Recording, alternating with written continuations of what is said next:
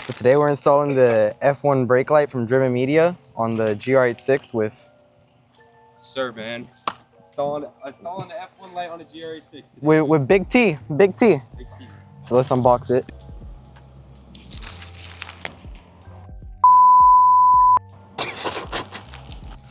All right, let's see what it comes with. The adapter for the brake light. Okay.